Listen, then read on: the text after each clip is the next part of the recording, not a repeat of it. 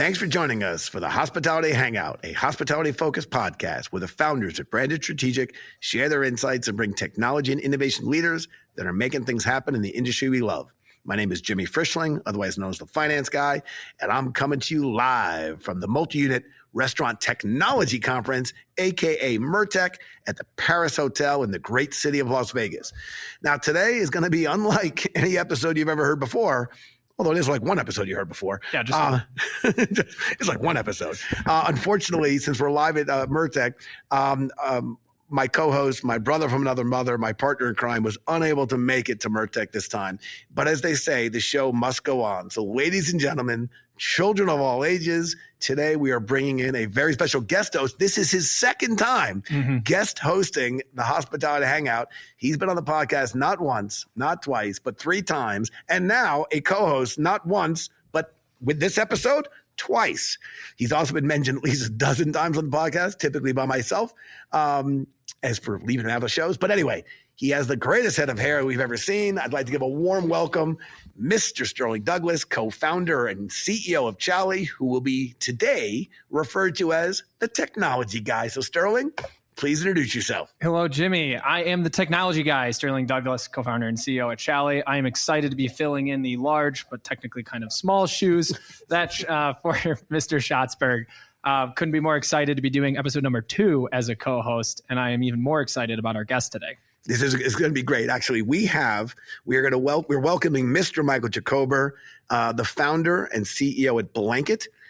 This is his second time on the podcast. He's also a participant in MURTEC Startup Alley. So he's been having a busy show. MJ, we have always appreciated what you're doing. So I'd like to give you an opportunity. Please introduce yourself and maybe talk a little bit about Blanket so our listeners can get reacquainted with the company that is growing, moving fast, and making things happen. Michael Jacober, founder and CEO of Blanket Incorporated by the beautiful state of Delaware. Blanket is a platform for multi-unit operations. We really aim to help multi-unit operators thrive and bring joy to their frontline teams on a day-to-day basis. By Thrive, joy. Love that. By Thrive, it's about communicating tasks and any and all things that need to be communicated all the way from the C-suite down to the frontline store level. And we want to make sure that we create a very meaningful and enjoyable experience for the frontline teams who are providing that information for them. Before you jump in, I just had one thought as MJ, as Michael Jacober, aka MJ, was talking. I've got MJ here. I've got Sterling Douglas here. I think this may be the highest IQ level we've ever had. That's me. You just say that just because Shotzi's gone? Come on, man. Did I do that? Did I? Just a little bit. Okay. All right. Shotzi, I still love you, man. But man, we got a powerhouse lineup here right now. I'm going to sit quiet and let Sterling and MJ just talk it out. I love it. I mean, communicating to the frontline staff, especially in today's hiring environment. I mean, that's one of the most difficult things restaurants are going through. To help make that easier is such a great idea. Yeah, as a former operator and a former, many-year frontline team member, this is really the problem that I decided to sink my teeth in. I'm sorry, MJ. Give us a little background here. Yeah, I was going to say. What is that word what are these words you're speaking of? You know this industry beyond being a technical and engineering genius? What else do you know about this industry? Oh, God, yeah. I've been around this industry for almost 20 years. Actually, 20 years. I started when I was 19 years old as a busboy. When you said 20 years, I thought you were going to say you started when you were 12 because you look barely over 30, man. He uses a lot of vitamin B. He's very big with the vitamin B. This segment sponsored by Keel. I started as a busboy. I got very involved in cooking through college, and then moved to France. I cooked in Paris for about a year, and then worked in Michelin-starred restaurants throughout my 20s. Started my first restaurant when I was 30, and did that for many years. Have been able to reclaim my youth over the past 2 to 3 years since I exited that business. So, nice. It feels good to be. Is that breaking news? On the other side. That could be breaking news. Is that breaking news? There's an exit? There's an exit. I think it's breaking news. Usually when they talk about exits, it's breaking news. That's breaking news. Speaking of exits, no, sorry. Well, MJ, welcome to the trade show circuit. Thank you. As Jimmy has mentioned, I've done a couple of these, maybe a couple hundred. But they say you never forget your first. Man, that's such a Shotsy line right there. But tell us, how's your first MURTEC treating you? It's great. This is really our ideal customer profile. So it's cool to be, I would say, at our first conference where everyone, it seems that we're solving, everyone who's here seems to be an identified buyer. So it's just about communicating effectively with them and being incredibly charming. Well, that shouldn't be a problem for you. It's okay for you guys. I struggle in that department. Sterling, MJ, you guys are charming mofos. But me, I'm a little rough around the edges. Yeah, it's the hair, man. You got to have great hair to really work these shows. Actually, I feel like I snubbed Shatsy with that IQ comment. So let me say, this is a fair one. There's never been such great hair on the podcast. No argument from there. I'll be very clear. I am not part of that. But with MJ and Sterling here, I'm telling you, man, we got some rock star hair here. So you're in Startup Alley, correct? Correct. On this, so you're part of the judging and everything. How has that process been? How has it been talking to operators when you're kind of together with all these like really innovative and tech startup companies around you? It's cool. It's also humbling. We get so kind of siphoned into our lanes of the problems that we're solving as a founder and a CEO, specifically, a product CEO. So it's just so good to see other people inspired by many different problems and to kind of capture that energy. And, it's being judged by anyone is a tough, harsh job, but someone has to do it, and there has to be winners and there has to be losers. Well, I mean, judging your company, that's your baby, right? That's true. You're founding this, you're putting your blood, sweat, tears into it, and so to have someone come in there and bombard you with questions, pick and prod different holes, it's definitely a interesting process. Yeah, I'll even add, look, the fact that 17 companies, you're one of them. I think the saying "you're all winners" is something I would never say. So there's going to be, you're right, there's going to be one winner and 16 losers. There will be one winner, and the winner gets a trophy. There's no participation trophy. The other 16 go home and feel shame. But do you get a check? Do you get a check for this one? There is no check yet, although we'll work on that. I think that's a really good idea that Brandon could step up and say, "All right, the winner gets gets a free meal and drink on Shatsy's tab at one of them, Shatsy's great restaurants." Oh yeah, that's a good one. That's good. I mean, look, hey, Brandon's got diamond hands right now with that recent exit. So you get an investment from them. That sets you up pretty well, huh?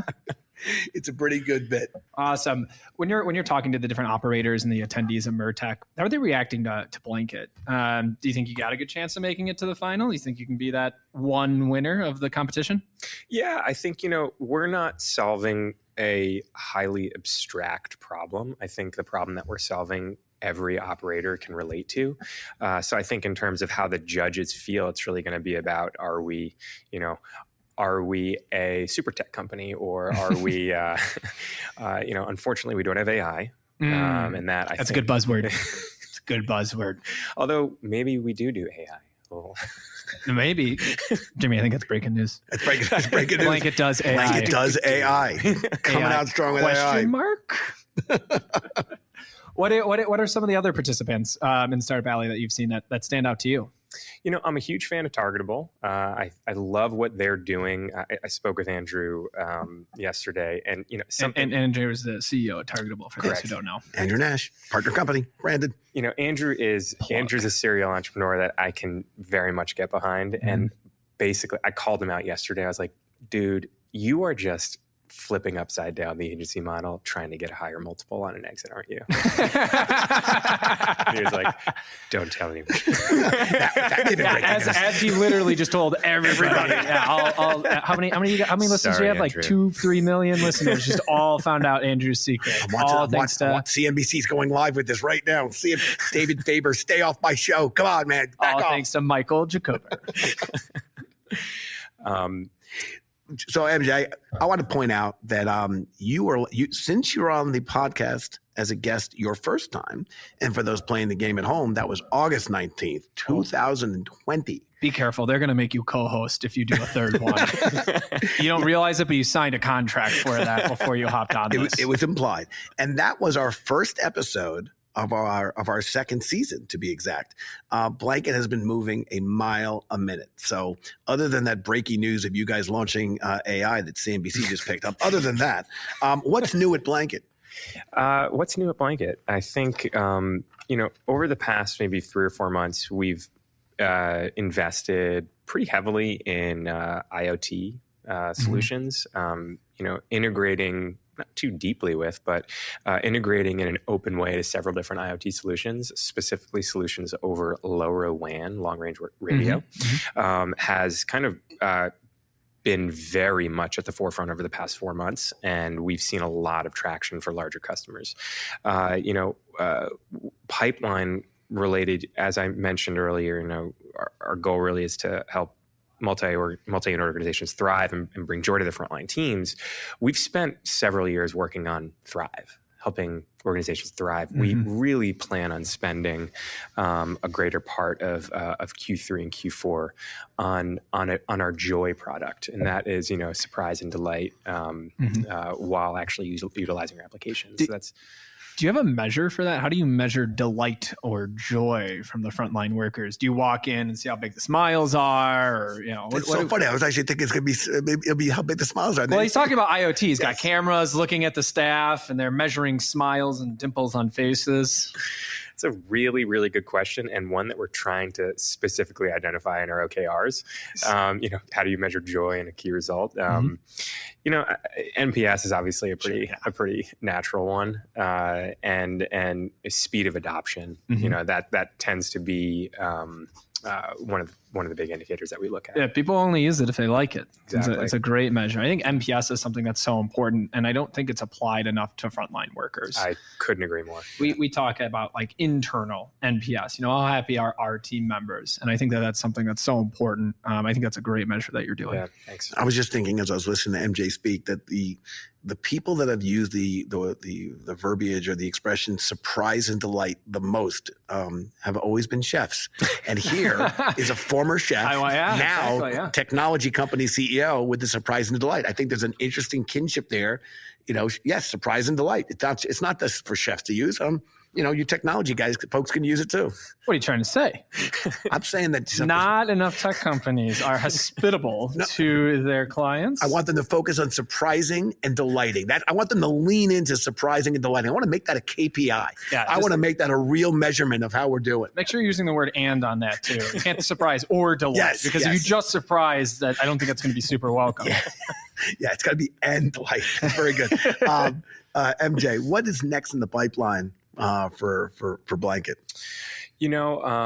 Obviously we're heading increasingly up and up market. I think we spent the early part of our marketing efforts and a lot of our initial customer discovery on going after 10 to 50 unit clientele. And we've had pretty strong traction with now organizations that are north of 200 and 300 units. And so I think really diving in deeper to continue to try to solve larger organizations' problems while also not entirely forgetting about our mid-market clientele as well. Yeah, don't forget about us little people. Don't forget, Michael. Don't forget the little people. We're still a small restaurant group. Don't forget about us. All right. It wouldn't be a podcast, even out at MURTEC, even out in Vegas, if we didn't include the crystal ball moment where we ask our guests where they see restaurants and technology 2 years from now. Being that we're sitting here at MURTEC together, when we come back 2 years from now to MURTEC, and who knows, maybe we'll get Sterling and you. It'll be a multifaceted guest hosting with Shatsy. But regardless, what do you think are going to be the hot topics when we come back here in 2 years? What will have changed or evolved? God, that's such a good question.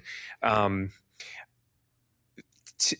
answer the question in terms of what will be discussed, I'd have to first say what won't be discussed. Ooh, I like that. All right. I like that. I'm interested. My interest is piqued. I think the obsession around ghost brands, the obsession around online ordering is going to somewhat come down a little bit. I think we've been on an absolute tear of companies that are have been funded to solve that problem. I think that's going to be teased out quite a bit over the next 2 years, and make way for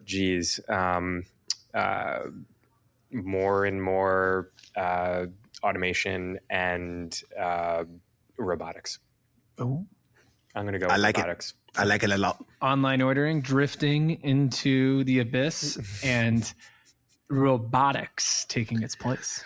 I like it. I think that's exciting. Let's bookmark. Let's note this thing 2 years from now. We'll see what's not talked about and what is talked about. All right. I want to be a little segue, or rather recognize that it is the quick fires coming up. It has always been the best segment of the show. It has always belonged to Mr. Michael Schatzberg.